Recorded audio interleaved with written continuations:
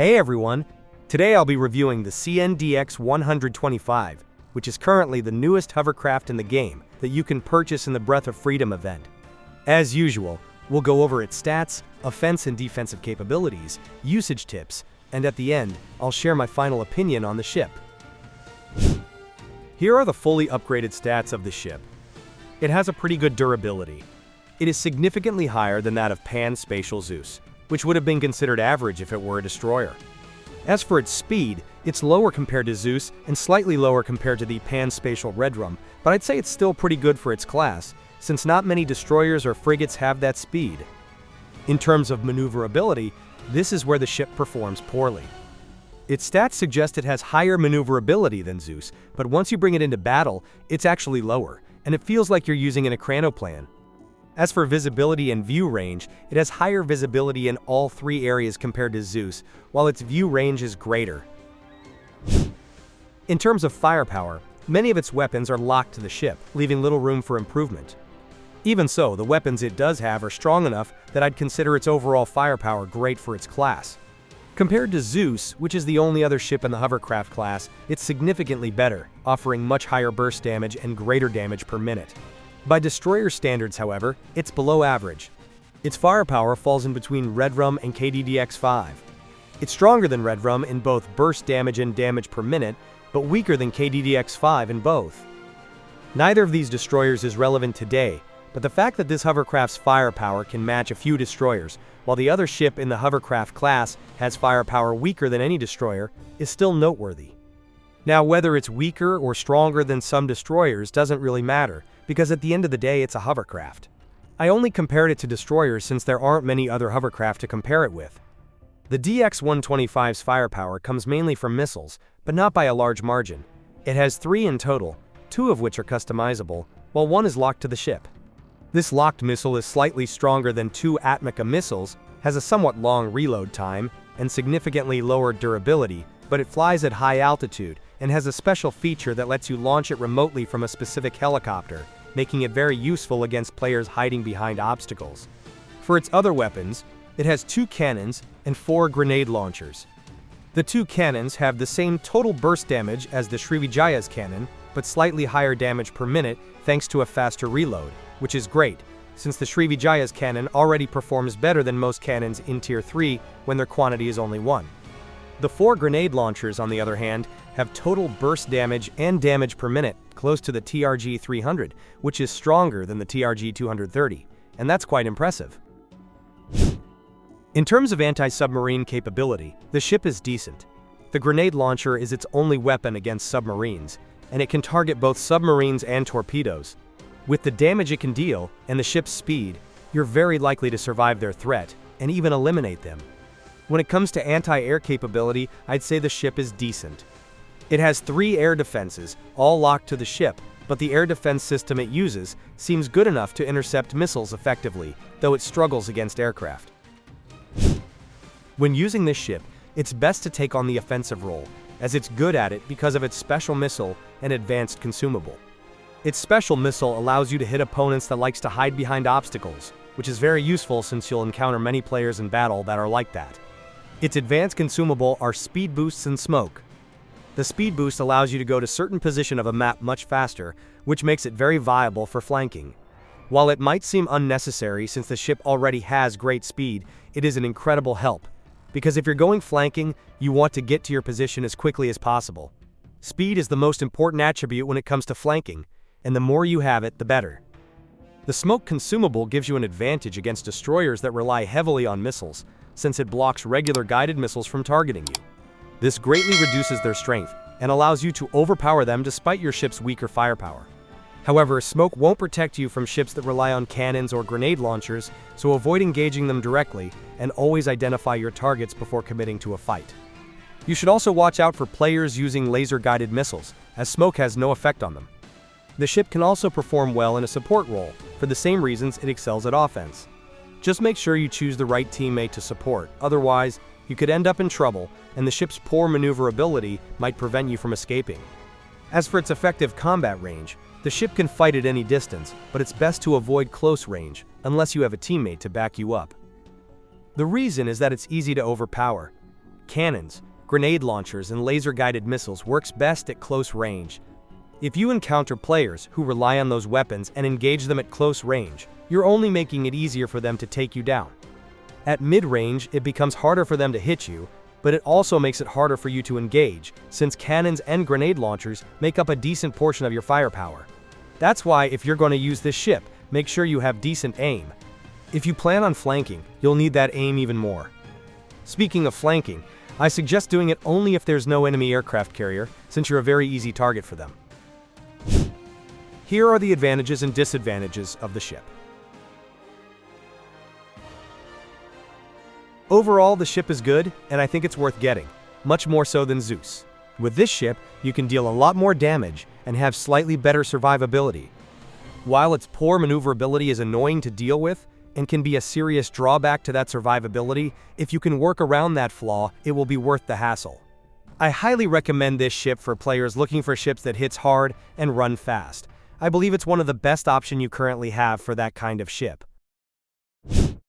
Now, I'll leave you guys a video of the gameplay of the ship for you guys to see how it performs in battle, and that'll be it for today's video.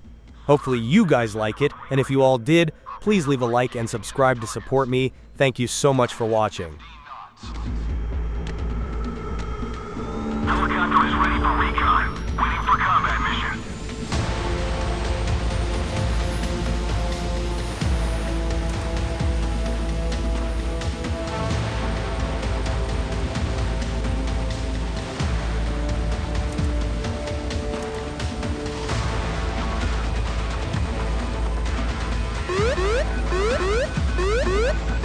Helicopter ready for orders.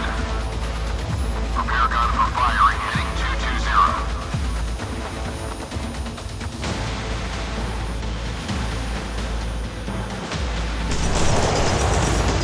One left.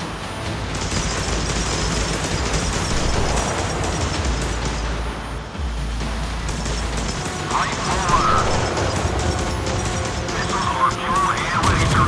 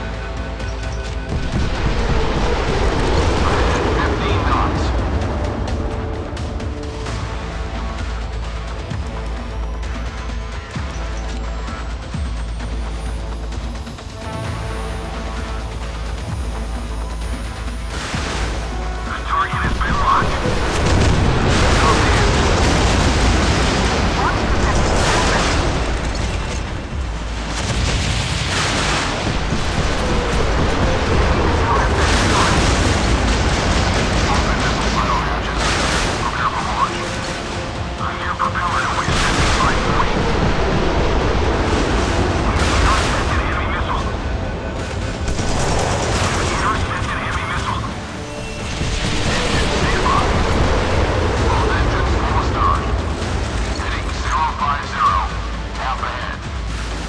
Right turn.